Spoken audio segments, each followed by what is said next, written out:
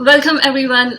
Today we are going to talk to Suzy Hansen, author of The Dual Soul Connection, outlining her contact experiences since childhood and earlier, taking place on board craft and a positive extraterrestrial agenda to advance humanity. She has been involved in UFO research and sightings for 40 years. In 2000, she founded UFOCUS New Zealand, a nationwide organization for UFO research. She has interviewed and communicated with thousands of people who have had UFO sightings, close encounters, and metaphysical experiences. Hi, Suzy. Hi, Suma. How are you today? I'm very good, and I want to thank you, and I deeply appreciate you giving me this opportunity to do this interview with you. You're welcome. Can we start today with some of your initial contact experiences on how and when they began for you? Okay.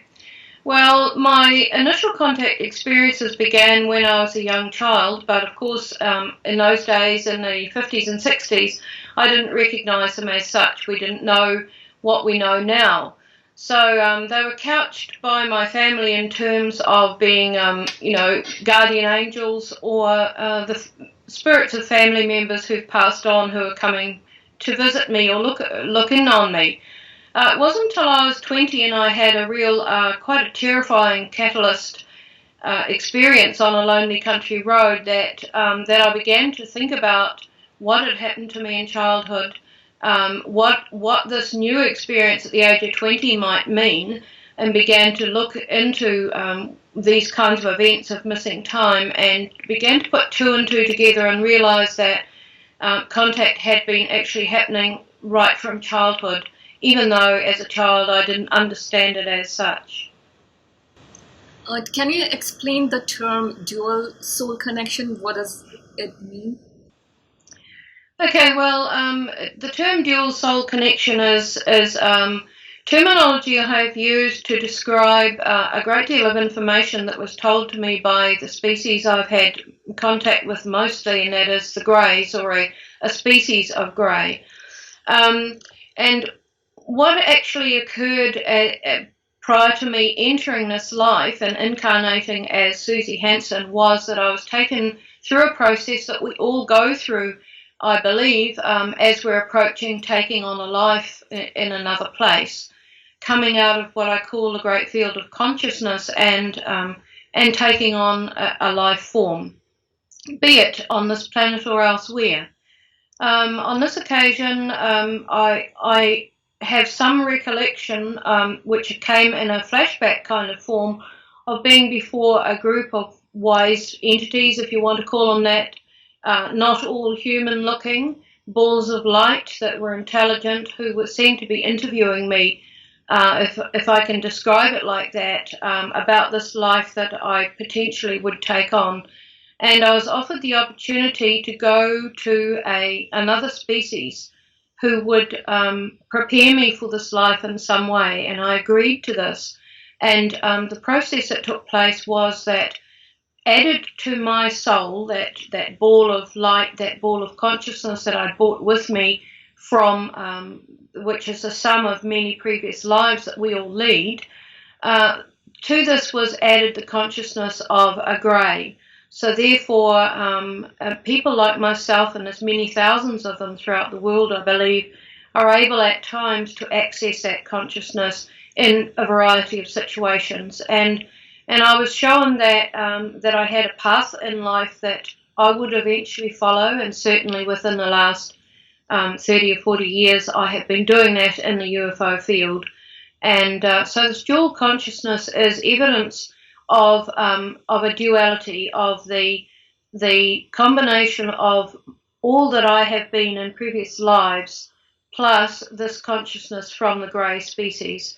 And I thought at the time that when I produced my book that I was the first person to probably talk about this, but I've since made friends with a very good researcher in the States who's quite elderly now, Joe Nyman, who worked with John Mack, and back in the 90s, they were seeing evidence of this duality being reported by experiencers and abductees. So this was great corroborative evidence, and I have since met with Joe Nyman in the States and talked at length about this concept. So, there's thousands of people out there who have experienced this same dual soul connection. And are most of these experiences, do you remember them like a physical experience, or are they in a dream state, or do you access them using hypnotherapy? Well, when I got into my late 20s and 30s, I began to have more and more flashbacks and more memories of contact. And often I would wake up the next morning after a contact and all of the details would be there in quite significant detail.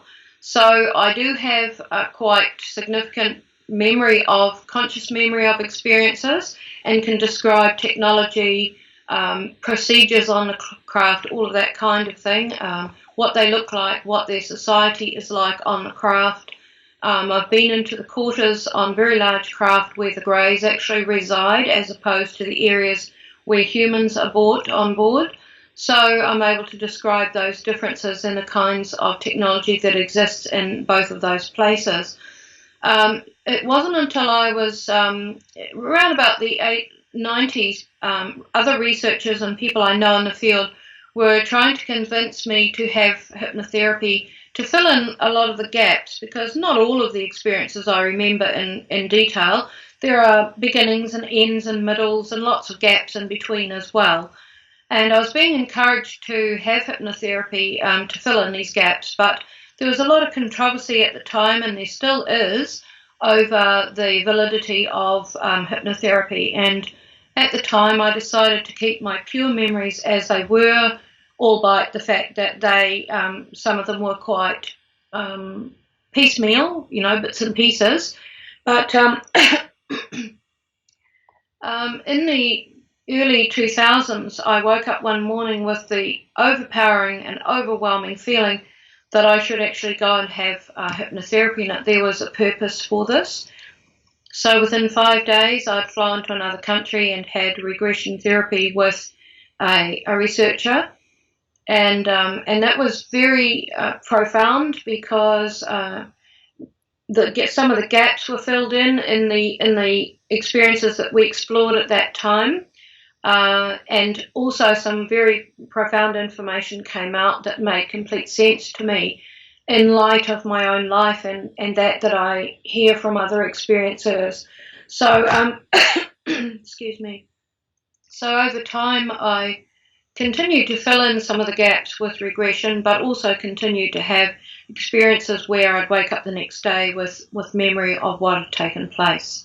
So my book is actually based entirely on conscious memory, but some of those memories have had the gaps filled through regression, and I think out of the 39 chapters, there are 3 that cover experiences that I have no memory of that actually came out quite suddenly in regression and exactly fit in with the chronological flow of events in my life. Can you describe one of your first vivid experience on the craft? One of the most vivid experiences that I recall, which was in my 30s actually, early 30s, was being taken on board a craft and combined with 15 other people, so it was a group of 16 humans. We were taken down a corridor, and I have full memory of this experience. And the scientist who contributed to my book, Dr. Rudy Schild, asked me to have regressions on all the experiences that were going in the book, even those that I had significant memory of. And there were only 2 very small details that came out of regression. I had remembered this experience in its entirety. So, excuse me. We were taken into a room where we were told a test procedure was going to take place. We were each given a problem to solve that were equal in significance and difficulty, so no one had an advantage over anyone else, although each task was different. We were provided with some technology to assist us with this, but we were also expected to utilise our knowledge of technology on their craft that we'd been taught for many years. So really the test was not about the answer that we would come up with to the problem. The test really was to see how we would use the technology and our understanding of consciousness and consciousness technology to achieve a result. So much of what the technology I described from this particular experience was not heard of or even thought of at that time in the early 90s in New Zealand. So I was using technology I was totally unfamiliar with. I was able to describe advanced 3D computer technology. At that time in New Zealand, there were no computers. There were only computers in institutes like hospitals and universities. They were not in people's homes. And I actually did not use a simple computer until 1998, which is several years after this experience. So I was able to describe things that we now know of as Skype, that we now know of as tablets, that we now know of as touchscreens, and using consciousness to access these rather than necessarily clicking a mouse or whatever that we use nowadays with a computer. So a lot of the stuff I was talking about and able to describe has only come out in our own technology in, say, the last 10 years. And it included a computer, handheld computer that was so thin it was like a piece of light plastic that you could roll up, and yet it was able to be used as a tablet. So that was probably one of the earliest full memories of an experience that I have, and I have since found people throughout the world. Now I've found 3 people who are able to describe some of the technology that I saw in this experience, and that included a light elevator that you can travel to different levels of the craft and the kind of technology it uses. So the memories were very specific and have been confirmed as possible in physics now, or potentially in the future possible in physics by Dr. Rudy Schultz, who contributed to my book. What do you think are the different reasons to take humans on board? Is it for healing or education? What are the different reasons? Okay, well, I think to begin with, to answer that, we'd have to look at the 3 different groups that have evolved out of the contact field worldwide. So back in the 50s and 60s, we had contactees who talked of peaceful, loving interaction with human-like beings. And the message seemed to be in those days that we're messing up our planet, that they are there ready to communicate with us should we take that step. But first we have to clean up what we're doing on this planet and live a very different kind of life. We haven't done that, of course. Then along came in the 70s to 90s in particular, the abductees, and these people reported more sort of dark and negative contact, sometimes traumatic contact with various species of greys. But then a lot of people within that group kind of broke away from that, saying, well, we're having contact with greys, a species of greys, but it's not negative at all, it's very positive. So we've got these 3 distinct groups at the moment. And we haven't really moved on from there yet. And the 3rd group is what I say that I belong to as the experiencers who've had positive experience with various entities, including mantids, etc. And the purpose, as I have outlined in my book, The Dual Soul Connection, seems to be to help us to help ourselves. We're not going to have ETs come in and save us and help us, as some people in the New Age movement tend to believe. We have to actually do the work ourselves. And so some people have been taken, sort of isolated out and taken on board, asked if they're willing to be part of a program to help raise consciousness and awareness on the planet.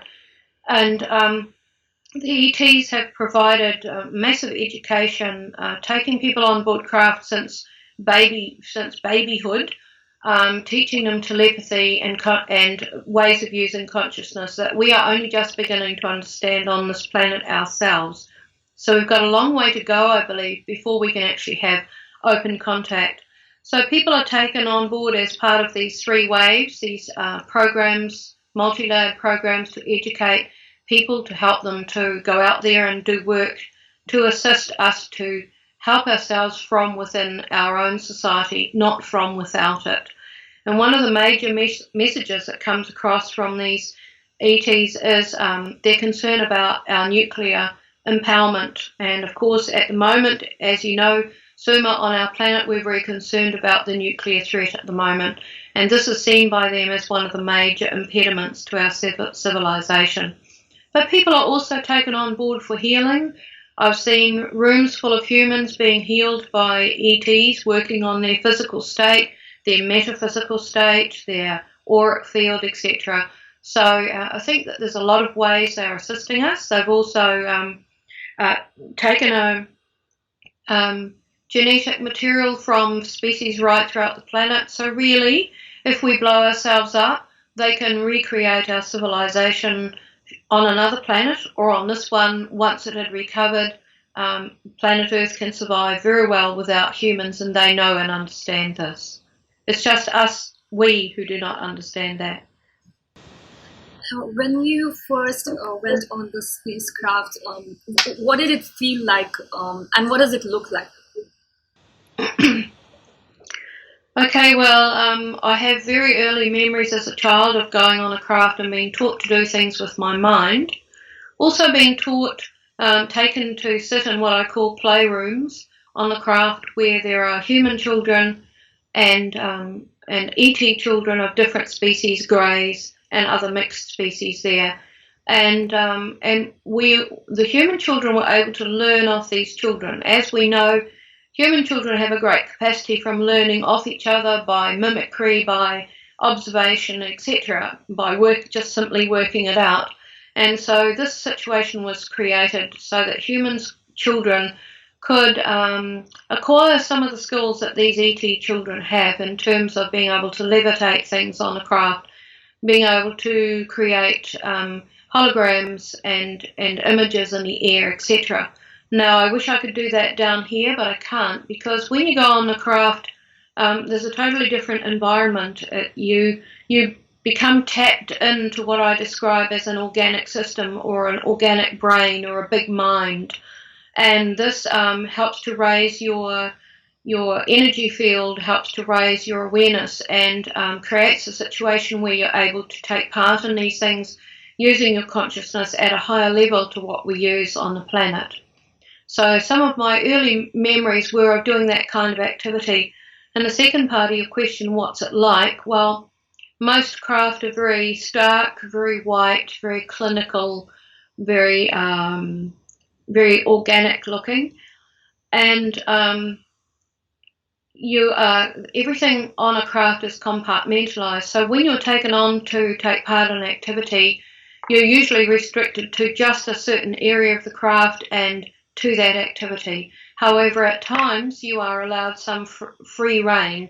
But when you're taking thousands, if not millions of people on board craft every year, they have to run to a timetable and they have to restrict activity to a certain extent.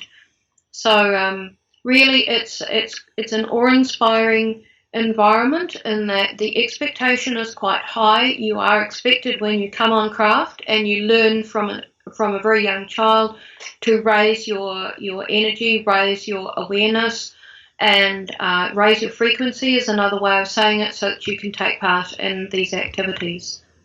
And so from some of your sketches, it seems like the shape of the UFO you have seen, it's the classic saucer-shaped UFOs. No, actually, the saucer-shaped UFOs are usually the ones that you're transported in. They're quite small. Some people call them scout craft. They are actually quite small and carry small groups of humans. Transport them to larger craft. Some of those larger craft, I don't know what shape they are because they're so massive. They're like a town, as big as a town or a city. They're multi-leveled and they're sitting out, presumably outside our atmosphere. But I have also seen some other rather strange-looking craft. I have seen what I refer to as a box-shaped craft or a rectangular prism. When I first saw this craft coming in over a tree-lined area where I was, I couldn't believe my eyes. I thought I must be seeing things because it didn't seem to be aerodynamically viable. as we understand aircraft. But of course, they use a totally different propulsion and movement system to our aircraft, so basically any shape is possible. So I have seen that kind of shape.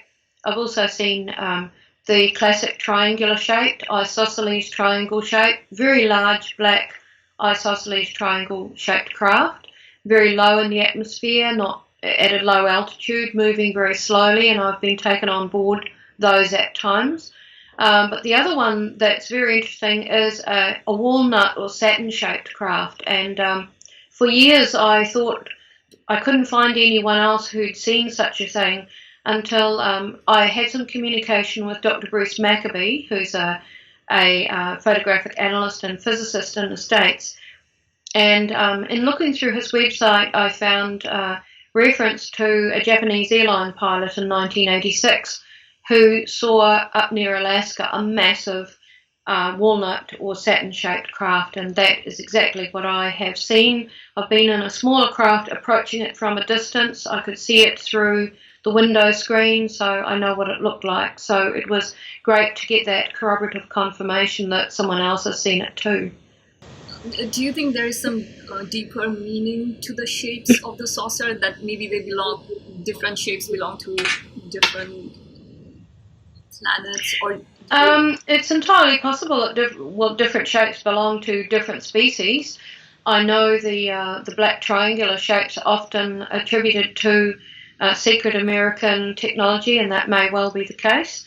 But also they are many of the black triangles, from my experience, are species of grey who have those craft. And on occasions when I have been on one of those, I've actually seen humans on there working alongside the greys and in their chain of command. So there certainly is a deeper mystery to why some groups are working with humans in a concealed way. And I use that not in a negative term in my case and my experience, although other people do report it in a more negative term. There is one sketch, and I want to mention these sketches are drawn by your husband, Thomas. Yes, that's right. Yes. So, and I'm going to show a zoomed-in version in the video, but for now, just so you know what I'm talking about, there's one more object over here, which is rectangular with lights around. Is that a UFO? Yes, that's what I referred to a minute ago. I was actually picked up, beamed up onto that small circular craft that's near the ground there that you see in the picture, and I was taken probably some 35 kilometres from my home to a forested area between the city I live in and a neighbouring city some distance away. And we landed in an area that had been clear felled in this forestry, and we were told that there was another craft coming in that would take us elsewhere. And we were told by the greys with us that there were a number of humans there, about 8 of us, I think. We were told that we would be surprised by this object. So we began watching the sky, looking for lights and wondering what was so special about it. And eventually we saw this row of orange lights approaching in the sky. And as it got closer, we saw that it was this box-shaped or rectangular prism-shaped craft with orange lights around the middle of it.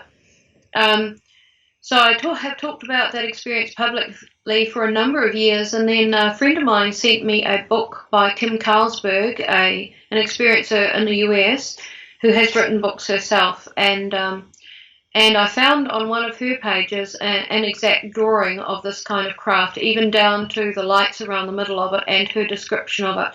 So once again, we have this corroborative evidence occurring between experiencers who don't know each other, who've never talked to each other, but are able to describe identical technology or craft, etc. And I think that is this corroborative evidence, which I have spent, the last 40 years collecting and that I use in my speeches, is very, very important. And it's my sincere wish that more scientists would talk to us. And I commend Dr. Rudy Schild, who's a retired astrophysicist from Harvard University, for reading my material and offering to contribute to my book, because he saw in it physics that is not impossible, that is not achievable necessarily by us at this time, but it is achievable in the future as we progress along our line of physics. So corroborative evidence is very important, I believe, amongst experiencers. It gives us a foundation, I think, that and a feeling of kinship with each other, that we have experienced something that someone else is able to describe and recognise elsewhere in the world. And you can probably come up with a deeper understanding out of knowledge put together. Yes, I think that the more opportunities experiencers have to speak for themselves about their experiences, the better, because in, say, the last 30 years, it's been largely researchers speaking for us. And I think that has to come to an end. I think there are now more experiencers like myself who've been speaking at conferences for years, who need to come forward and talk about their own experiences instead of allowing that filter in the middle of the researcher, because sometimes the researchers do filter the material and they can sway it in terms of what their own personal pet theories are, and sometimes that experiencer material is somewhat tweaked and is not presented authentically. And I think it's really important that experiencers speak for themselves into the future, taking us into the future of this subject. Can you share some of the different types of beings that you interacted with while you were on board? Okay, well, I've mentioned the greys. People have an image in their mind when you mention the word greys of, the large white head, the large black eyes, a small spindly body, and that is generally the case. But what people don't realise is that also on their skin, their texture of their skin and their eyes, the shapes of their head, etc., there are a huge variety of differences. So we do have smudging and various other colours on the skin, not just a greyish white colour. And we do have differences in shape of the head. Different species have intermixed, so we get new shapes of the head. We get different coloured eyes. They're not all just black. Some people think that the black is an eye covering, but you can also see filaments of colour moving within that eye on occasions. Some of them have very china blue eyes, very round eyes, large round eyes with large blue irises. So there's a whole variety of greys just alone. But then experiencers and abductees talk about the mantis beings, which resemble the praying mantis or a cricket. Some people also talk about an ant-like entity, and of course then there's human-like entities who are very tall and slim, and who look very much like us. And I have interacted with them on a number of occasions. As to whether they are from our future, they are us from the future, I don't know. There's a whole multitude of possibilities that we have yet to explore and discover. But they range generally in humanoid form. So they have a torso, arms, legs, they're symmetrical, they have a head the same as us. But the means of communication, of course, is telepathic through consciousness, although some people have heard sounds and vocal emissions, as I have. And there are different ET beings who are different kinds, but they work together. Yes, I have never seen a reptilian being. A lot of people have had experience with them. I have not. But certainly on craft over the years, I have seen a number of species working together for a purpose. And this is part of what I describe in my book as these complex, multi-layered programs that they're running to assist us, to help ourselves. So there's a number of species involved in this, not just the greys, but the greys seem to be the front group that we interact with the most. That is what their job is. But behind the scenes, there are mantis and many other mixed species, including these human-like people who are doing various jobs and various tasks as part of the program. So their particular skills are being utilised in appropriate ways.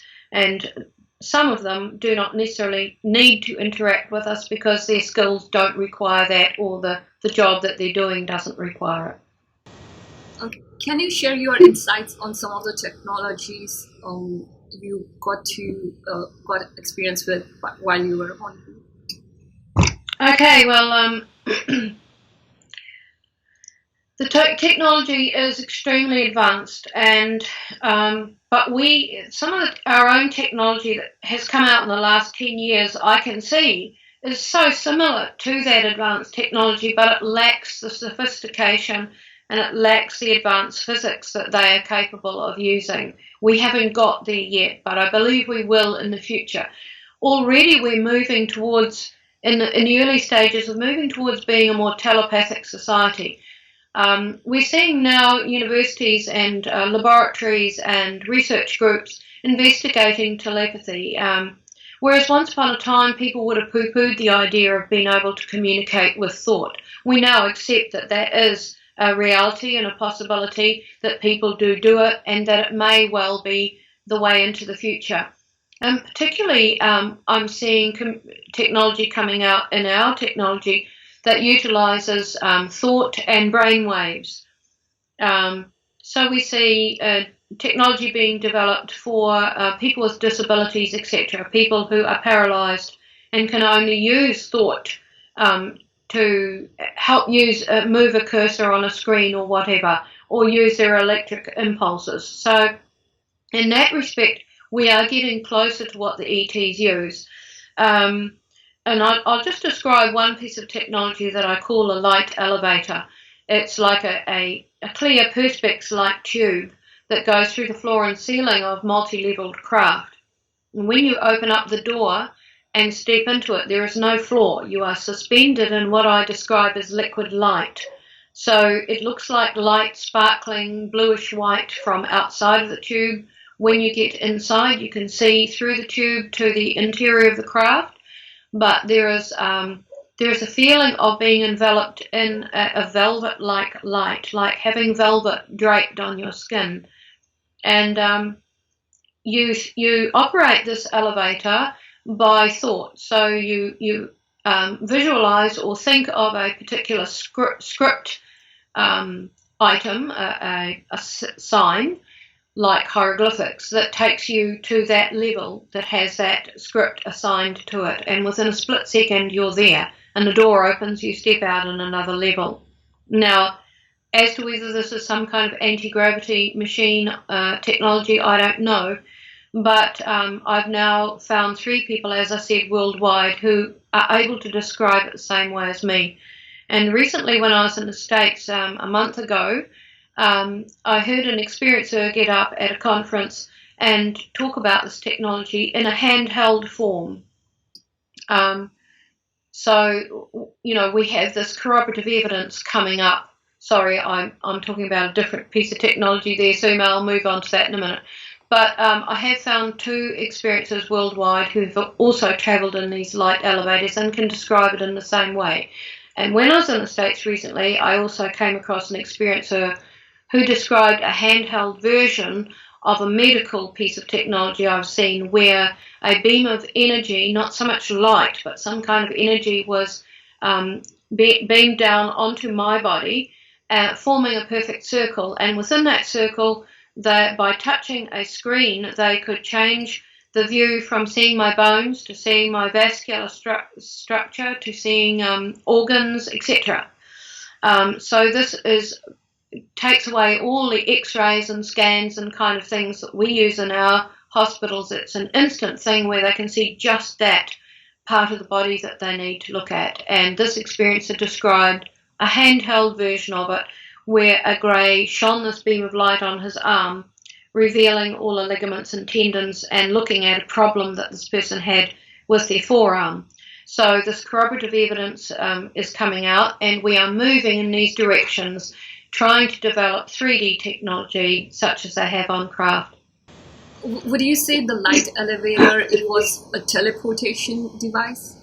Yes, I suppose you could call it that. One of the experiencers who provided corroborative evidence on this was a young teenager I met in Australia who showed me, after my speech, some drawings that she'd done of some of her experiences, and I saw this thing drawn that looked similar to what I call the light elevator. And I asked her, can you tell me about this picture? And she said, well, I call this the teleporter because you step into this light and it takes you somewhere else on the craft. So that's her terminology for it. I call it the light elevator. And coming back to your sketch of the light elevator, I see that that's you near the light elevator, and there's the screen in front of you. It looks like a window to the spacecraft. If you could describe what it is. Okay. Well, initially I thought I was looking through a window at some other area of the craft, but I was actually looking at a screen. And the interesting thing is that screen that you've pointed out in the image there, I was told by the entity sitting behind the computer console in that drawing that this screen on the wall had 5 functions. And what I was seeing was another part of the craft where there was a dome, a clear dome, in which there was an environment created with plants, etc., and like an artificial sunlight. And in it I could see a grey and a human walking and talking. Now, why the grey was in there, I don't know, but my assumption is that the human has been on board craft for quite some time and requires that artificial sunlight for health reasons. I don't know. I wasn't told what was happening in the dome. That's just me surmising that situation.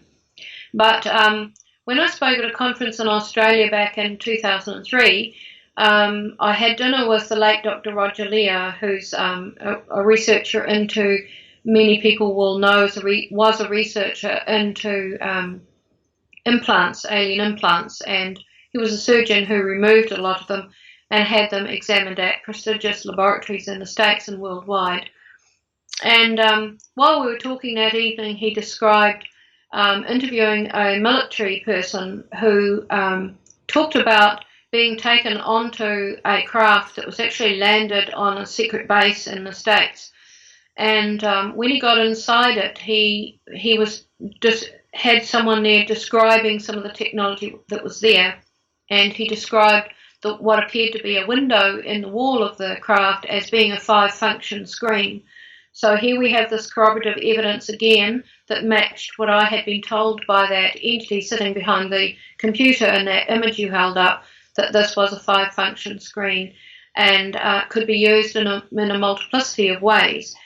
And I have found on craft that a window can just transform and disappear, and the wall, there will just be a wall where it was, and they just need to touch it or think at a piece of technology to open it up and open up a window that was previously invisible to you, or open it up as a screen. So we have this remarkable ability to incorporate physics in actual physical materials on the craft and create this organic environment. And while you were on craft and going through all these different procedures with different beings, what was your understanding of their feelings? Did you feel that? What was like the basic feel on the craft? Was it peaceful? Was it empathetic? Yes. Well, I'll start that by describing their sense of humour, I think, because a lot of people, even experiencers and abductees, some people will say they have no emotions. But I know equally as many people who say, oh, yes, they have. And I say that myself. I think many humans are confronted with what appears to be a bland white face with dark eyes. And that can create some fear because there's no expression there. We don't know what lies behind it.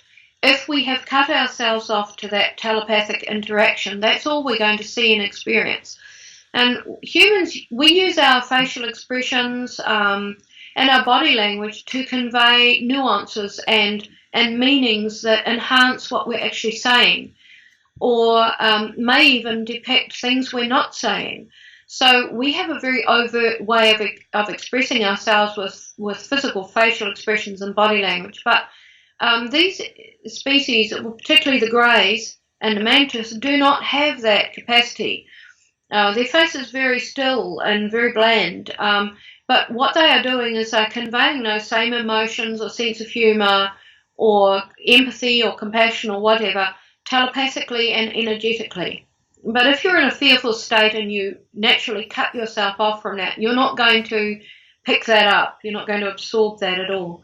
On many occasions, I have witnessed their terrific sense of humour, their ability to create humorous images in your mind to put you at ease, to create beautiful images in your mind to help you to come to terms with something quite traumatic they might be showing you, such as when I was with a large group of 250 people in a lecture theatre kind of situation where we were shown tragic futuristic images of earth changes on the planet and massive destruction and loss of life. And one of the greys, when that display of images finished on the screen, we were very tearful and distressed. And he just sent out this blanket of telepathy, and I'll call it a blanket because this peace descended over us, and it removed all the fear and emotional trauma while allowing us still to examine what he was talking about and showing us quite clinically and compassionately, but without the over-emotional reaction. So we were able to get to the essence of what he was trying to teach us and tell us without becoming over-emotional about it. So I think that their range of emotions and are as broad as ours. They just express them very differently. Do you think they have worked through the lower emotions and they don't go there anymore? Sorry, Suma, could you repeat that? Do you think they have worked out their lower emotions and they don't go to the lower emotions anymore, or do they have their own challenges? Well, maybe they have their own challenges in their own society, I don't know, but certainly I have never witnessed such things as like jealousy or antagonism or any of the undesirable traits that we all have from time to time as humans. I haven't witnessed that on board craft.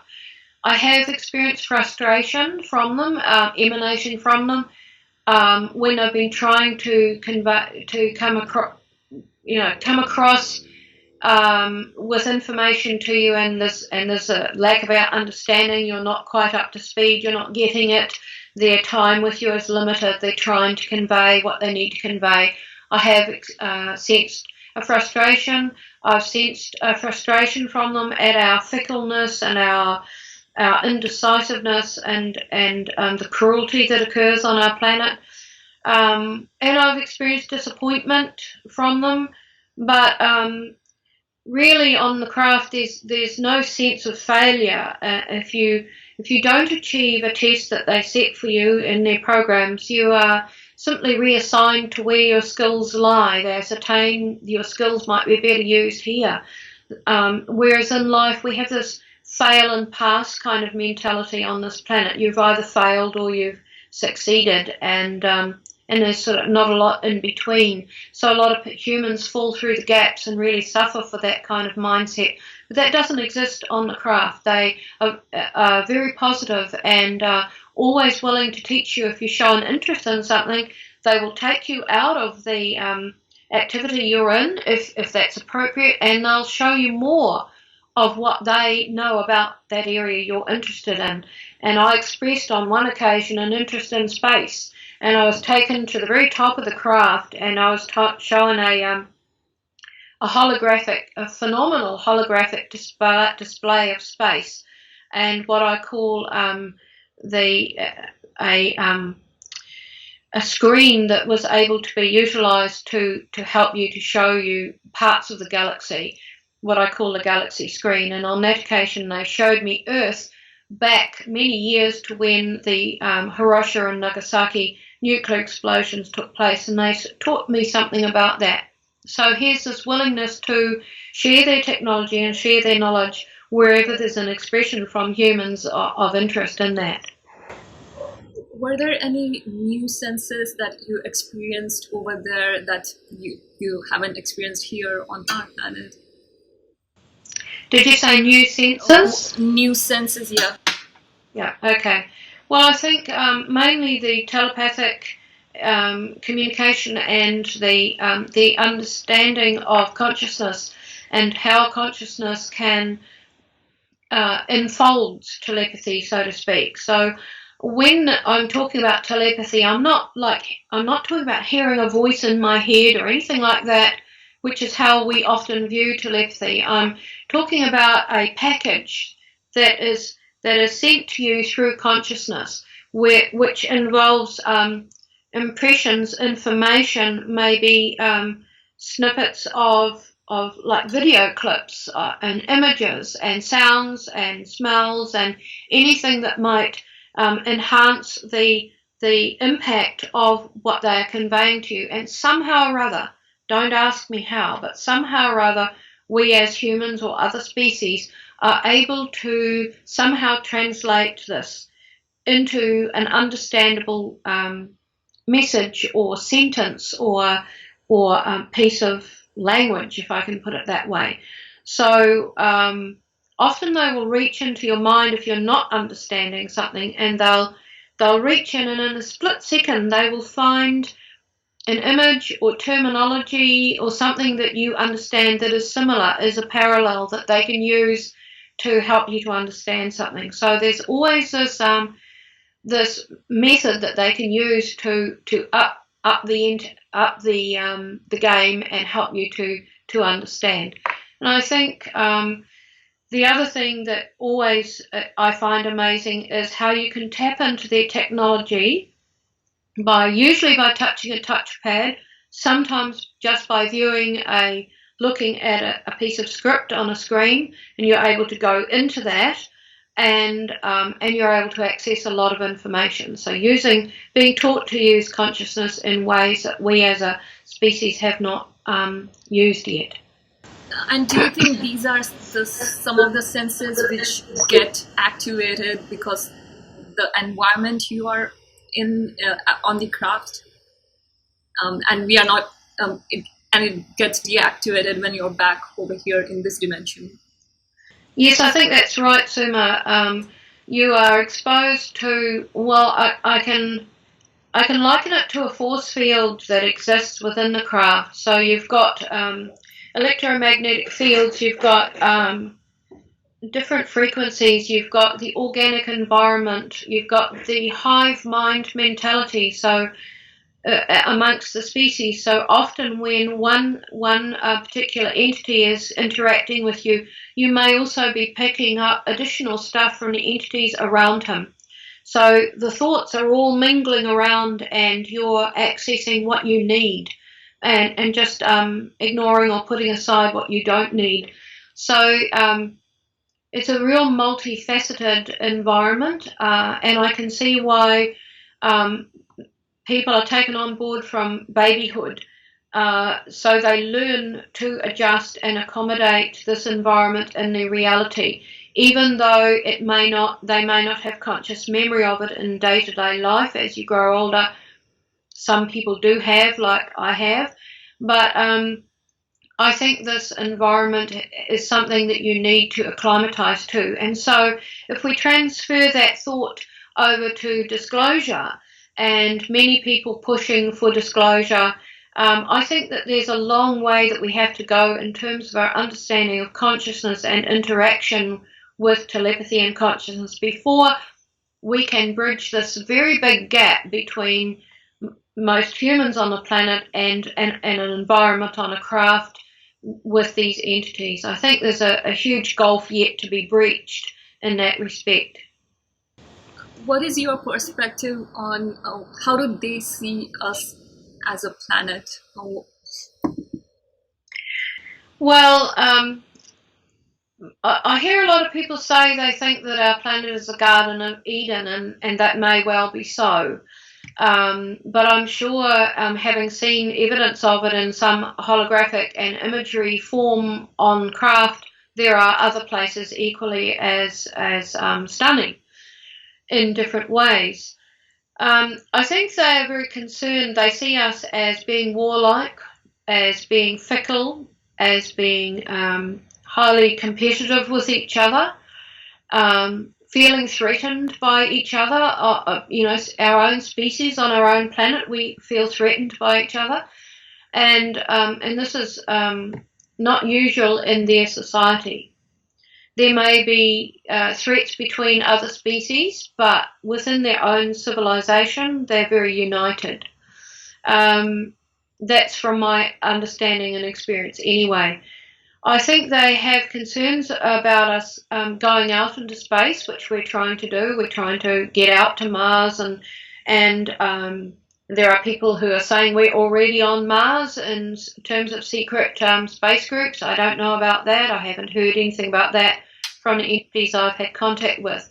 But I do think they're concerned about us taking our warlike tendencies with us, and we are not yet a planetary civilization. We are not yet united as a planetary civilization, and yet we are trying to become an interplanetary civilization. So in that respect, we're trying to run before we can walk. And we're still warlike and destructive, and I don't think they want that being taken out into space and disturbing other civilizations out there. And do you think we are ready for open contact as a civilization? Not in the sense that there have to be beings on planet Earth, but just as information. Are we ready to accept this information that there is something out there? Are we ready to accept that? Well, Suma, I think that largely many people on the planet have shown that we are not ready, simply because people like myself and many thousands of others who've come forward over the years, including the contactees, the abductees, and the experiencers, the three different groups coming forward with their information. I mean, how much credibility has that been given by scientists or politicians or skeptics, educationalists, environmentalists? Very little credibility has been given to our accounts and stories. If you come forward with your experiences, you can expect somewhere along the line that you're going to receive ridicule and derision, and you have to be ready for that. The tide is beginning to turn, but very, very slowly. We now have some politicians like the Right Honourable Paul Hellyer in Canada and others in the States and other countries who've come forward saying that they've actually seen UFOs or that they've actually had contact. We have military whistleblowers, etc., who've come forward saying the same thing. But for the run-of-the-mill person who doesn't have like a military title or a scientific title or a political title, the believability level is very low amongst most people. So until we begin as a civilization to look more deeply into what people like myself and others are saying, the technology we're able to describe, which we shouldn't be able to describe because we've never experienced stuff like that on our own planet until recently. Until people are willing to really investigate the subject openly, we're not going to get any closer to the concept of having contact with other species, either on planet or off planet. So, yes, I think we've got a way to go yet, and the shame of it is that in the UFO field itself, we have that same pattern repeating, where we are a warlike race, a species on this planet, and we are antagonistic, we argue, we are competitive, we're destructive, and we see that same pattern really repeated on all levels, in the environment, in international relations between countries, with wars, etc. In small groups, in every strata of society, you see the same pattern being repeated, and unfortunately, it's also repeated in the UFO field within ufology. So unless the UFO field can pull itself together and present itself as a viable, constructive, informative group, nobody's ever going to take any notice of it. And it certainly is not coming forward in that sense at present, unfortunately. And for this to happen, I need your advice on this. Like when I started newly researching on this topic, there's a lot of, surprisingly, there is so much false information and hoaxes out there. How do you how do you find good information? And well, you've just stated, unfortunately, a sad and real fact is that a lot of people now see the UFO field as a means of gaining an income. So there are people who are willing to exploit the information in order to sell books or have speaking opportunities or be paid to do certain things, make certain claims and be paid to do that. So I don't know really. There's a group of researchers and experiencers that I'm part of who ponder this on a regular basis.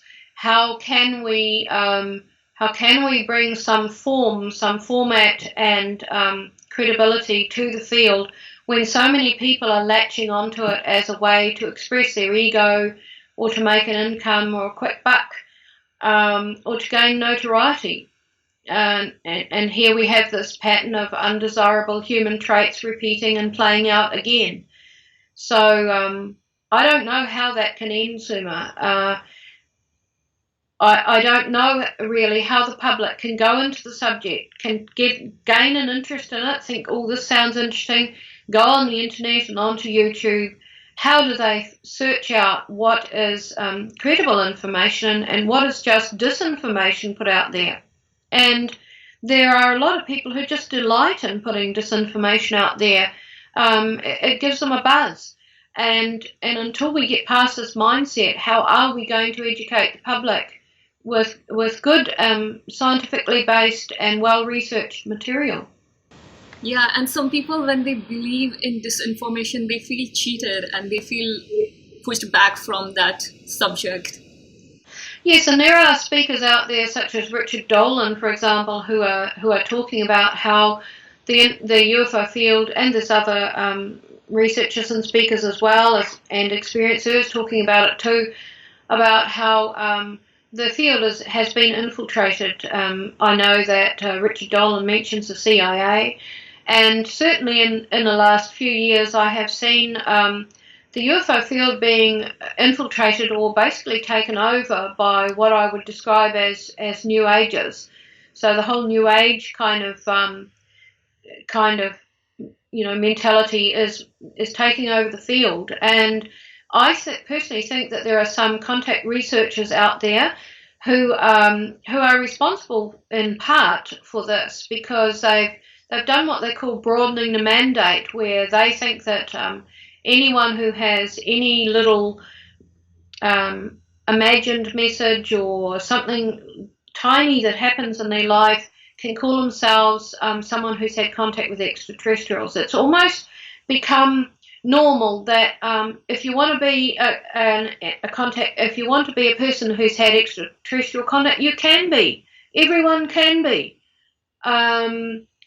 And this is so simplistic and it is so damaging because it is taking focus away from the people who can substantially back up their claim that they have had contact, who actually can recount events, times, dates, who have witnesses, who can talk about technology, who can describe the environment on the craft, who have gathered corroborative evidence. And this is all being just pushed aside by what I call the love and light brigade, who are swamping the field, and it is really diluting the good, incredible, and scientifically based information that is out there. And the public is not going to take any notice of what appears to be wishy-washy, airy-fairy information. Yeah, I had a good chat with Richard Dolan last week. I interviewed him, and we talked about few techniques on how to verify your information from few different sources and make sure that it's correct. Yes, that's right. I think the gathering of evidence is really important.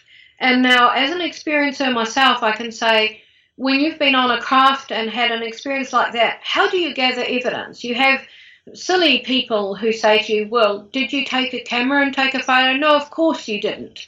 Did you pick something up on the craft and bring it home? No, of course you didn't, because they won't allow that to happen.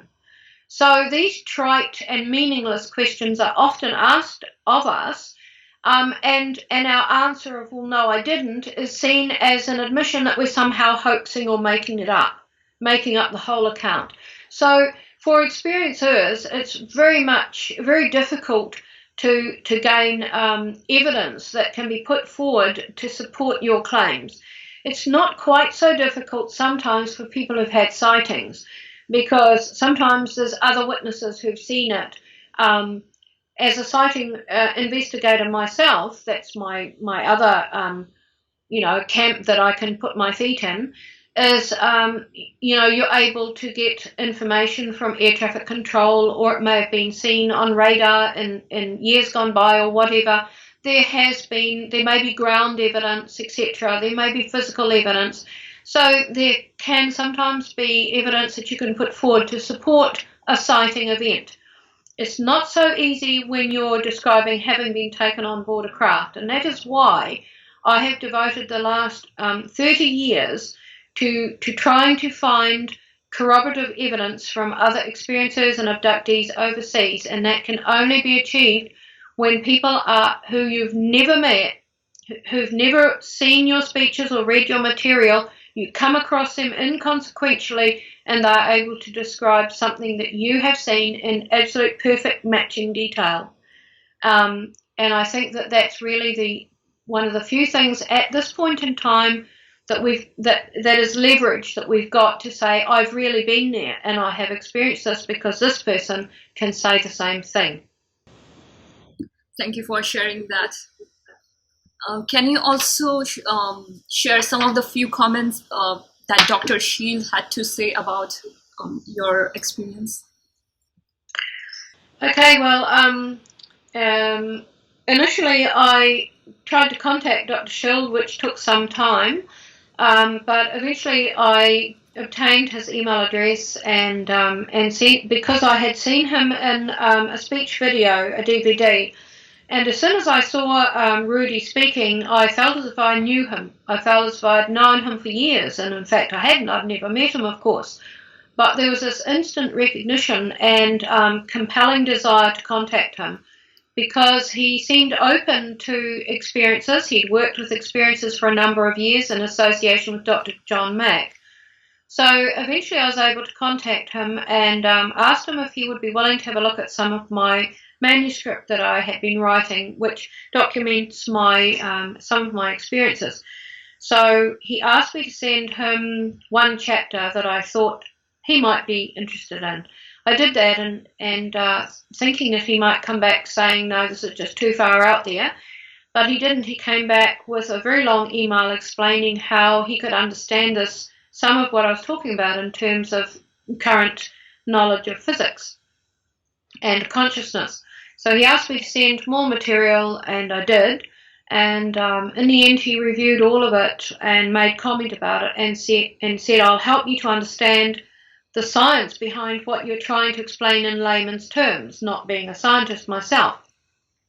However, as he read more of the material, he said to me, look, I would like to become involved in this book, and I'm happy to write commentaries and footnotes and a scientist's epilogue for the book, if you would like, because there is so much in this material that I can align with. That was a real revelation for me, and it really gave me a lot of confidence. And so that's what Rudy did. We spent 3 years going through the material, communicating when he had time in amongst the work he was doing, and he contributed to the book in that way. I would like to see more scientists and professionals out there do that with other experiencers as well. Really he examined the physics side of it. He examined the aspects of my experiences that are in his areas of fields of expertise and research. So there are still areas, for example, a lot of the medical technology I was talking about, medical procedures on the craft, healing procedures. He couldn't comment on all of those. He could only comment on the physics side of some of the technology.